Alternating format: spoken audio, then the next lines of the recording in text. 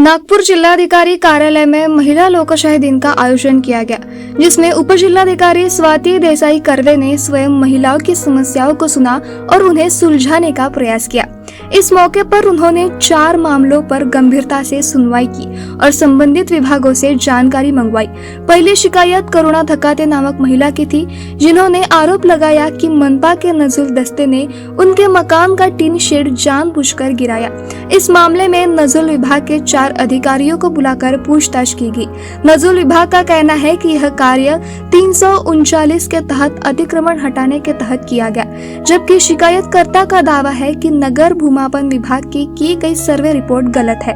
उप जिलाधिकारी ने इस पर संबंधित विभाग को 1 महीने के भीतर सर्वे रिपोर्ट और दस्तावेज प्रस्तुत करने का आदेश दिया है, जिसके आधार पर सत्यता की जांच कर आगे की कार्रवाई की जाएगी। दूसरे मामले में दयानंद आर्य कन्या स्कूल की एक शिक्षिका ने विद्यालय के व्यवस्थापन समिति पर मानसिक प्रताड़ना का आरोप लगाया है। इस संबंध में माध्यमिक शिक्षा विभाग से रिपोर्ट मंगाई गई है। रिपोर्ट प्राप्त होने पर यदि समिति दोषी पाई जाती है तो उचित कार्यवाही की जाएगी। तीसरी शिकायत नरखेड़ तालुका की सुलेखा पुसतकर नामक महिला की थी, जिसे तहसील कार्यालय में भेजा गया और नगर परिषद से रिपोर्ट मंगवाई गई थी। चौथी शिकायत सरिता नारनवरे की थी, जिनकी जमीन की रजिस्ट्री वर्ष 2009 में हुई थी, लेकिन अब तक 7/12 में नाम दर्ज नहीं किया गया। इस पर एसडीओ काटोल से रिपोर्ट मंगाई गई और रिपोर्ट आने पर महिलाओं को न्याय दिलाने का आश्वासन दिया गया। आज अपने नागपुर जिले के जिला स्तरीय महिला लोकशाही दिन था। इसमें पहले के 3 पेंडिंग थे तकरार और आज का एक नया ऐड हुआ। ऐसे 4 तकरार थे।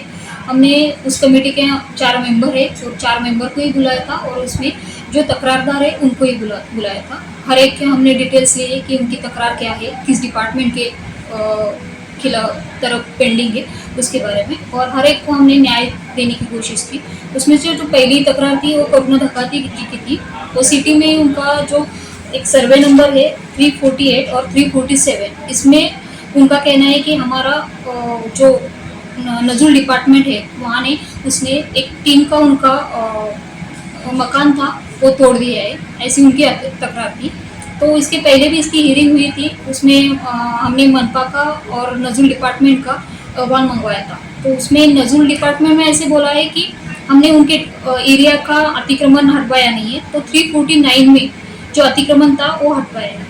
तो अभी इसमें उनका कहना था कि 349 में हमारा कुछ जगह है नहीं, लेकिन जो नगर भूपापन अधिकारी इन्होंने जो रिपोर्ट दिया है वो गलत है, ऐसा तकरारदार का मानना था। तो हमने अभी आज के जो हियरिंग थे इसमें नगर भूपापन अधिकारी से जो सर्वे उन्होंने किया है उसके डिटेल्स मंगवाए हैं, साथ ही साथ जो उनका प्रपत्र होता है वो भी मंगवाया है।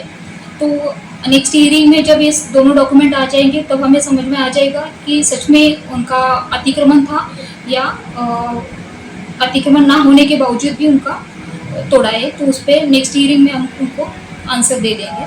तो दूसरी तकरार थी गीता हरवानी की, वो दयानंद आर्य कन्या हाई स्कूल के टीचर है। तो उनका कहना था कि व्यवस्थापक जो कमेटी है उन्होंने मानसिक त्रास उनको दिया है। तो इसके लिए हमने एजुकेशन डिपार्टमेंट जो माध्यमिक के हो उनको बुलाया था और एजुकेशन डिपार्टमेंट से हमने अहवाल मंगवाया। अगर अहवाल में ऐसा दिखता है कि कमेटी के मेंबर दोषी है तो उसके हिसाब से उन पर कार्रवाई हो जाएगी। और एक तीसरी तकरार थी, वो भी अतिक्रमण की थी, वो नरखेड़ तालुका में थी, सुलेखा पुसतकर की। तो इसमें तालुका लेवल की तकरार थी, इसीलिए हमने तहसील लेवल पर उसको भेज दिया है और नगर परिषद से अहवाल मंगवाया है। और आज एक नई तकरार ऐड हुई है, वो है सरिता नानवरे करके। उनका कहना है कि उनकी रजिस्ट्रेशन हो गई है 2009 में और अभी तक 7/12 पे नाम चढ़ा नहीं है। तो इसके लिए उन्होंने जो अपील था वो एसडीओ काटोल में ऑलरेडी किया था, उसका निकाल दिया है लेकिन उसकी कॉपी नहीं मिल रही है, ऐसा उनकी तकरार थी। तो अभी हमने एसडीओ काटोल को पत्र भेजा है कि आप उसका निकाल जो है हमें भेज दें, ताकि हमें समझ में आ जाएगा कि उनका रजिस्ट्री पे नाम चढ़ाना चाहिए, रजिस्ट्री के हिसाब से 7/12 पे नाम चढ़ाना चाहिए या नहीं है। तो जब वो कॉपी मिल जाएगी तो हम नेक्स्ट ईयर में उसका भी उन्हें जवाब दे देंगे। इस आयोजन के पीछे जिलाधिकारी विपिन इटनकर की पहल है। उन्होंने पाया कि शहर के विभिन्न सरकारी विभागों में महिलाओं की कई शिकायतें वर्षों से लंबित है। इन्हें समय पर हल करने और न्याय दिलाने के उद्देश्य से जिलाधिकारी की अध्यक्षता में एक समिति बनाई गई है, जिसमें उप जिलाधिकारी स्वाति देसाई कर्वे को मामलों की सुनवाई और समाधान की जिम्मेदारी सौंपी गई है। इसमें ज्यादातर ये महिलाओं की तकरार आती है जिन्हें गवर्नमेंट ऑफिस से वो सपोर्ट नहीं करते या उनके जो प्रॉब्लम्स है वो जल्दी निपटारा नहीं होते, इसीलिए वो या तकरार करते हैं। और इसमें लास्ट ईयर में टोटल 10 तकरार आए थे, उसमें से 7 का एक ही साल में निकाल दिया था, 3 पेंडिंग थे, अभी वो नेक्स्ट हियरिंग में वो भी कंप्लीट हो जाएंगे। तो इसके जो तकरार है उसमें अदर डिपार्टमेंट भी अच्छे से सपोर्ट कर रहे हैं। हम ट्राई करते हैं कि जल्दी से जल्दी उनका निपटारा हो जाए। हमारा यहाँ जो दिन लोकशाही दिन है ये लेने का मकसद इतना ही है कि सब डिपार्टमेंट से हम क्योंकि वो लोग ज़्यादा डायरेक्ट ऑफिस से कनेक्ट नहीं हो सकते, लेकिन हम गवर्नमेंट इंस्टीट्यूशन है इसीलिए हम अदर डिपार्टमेंट से डायरेक्ट उनको जो इन्फॉर्मेशन चाहिए वो जल्दी से जल्दी दे सकते हैं। तो इसके लिए रिस्पांस गवर्नमेंट ऑफिस से भी अच्छा आ रहा है और लोगों के प्रॉब्लम सॉल्व हो रहे हैं। तो अभी तक तो लोग पॉजिटिव है और ये अच्छी बात है। उप जिलाधिकारी ने बताया कि पिछले वर्ष उनके पास कुल 10 शिकायतें आई थी, जिनमें से 7 का तुरंत समाधान किया गया।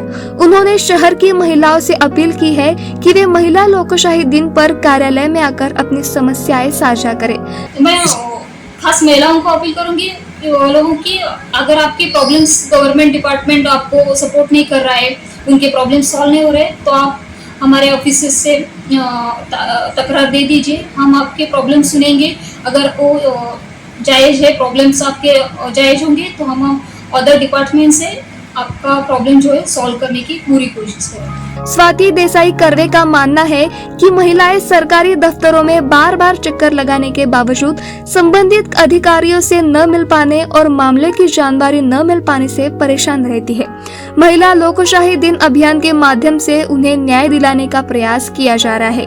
इस पहल से यह उम्मीद जताई जा रही है कि महिलाओं की प्रशासनिक परेशानियों का समाधान शीघ्र और प्रभावी रूप से किया जाएगा। कैमरामैन सचिन के साथ सनी भोंगाड़े, शंखनाद न्यूज, नागपुर।